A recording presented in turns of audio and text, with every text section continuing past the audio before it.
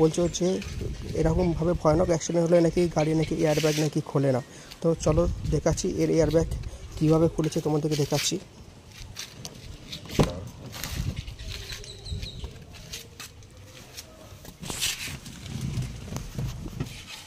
দেখো বন্ধুরা, এটা হচ্ছে গাড়ির এয়ারব্যাগ।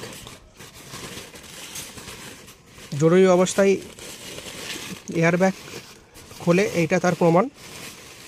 দেখতে পাচ্ছ একদম কোয়ালিটির এয়ারব্যাগ দেওয়া থাকে এতে। কীরকমভাবে এটা ফেটে এয়ারব্যাগটা উঠেছে একবার দেখে নাও। এমনকি স্টিয়ারিংটাও অবস্থাটা একবার দেখো, স্টিয়ারিংয়ের এয়ারব্যাগও বেরিয়ে গেছে। স্টিয়ারিং পুরো ফেটে একদম এয়ারব্যাগ বেরিয়ে গেছে। অবশ্যই আমার এই ভিডিওটা লাইক করে দিও আর সাবস্ক্রাইব করে দিও।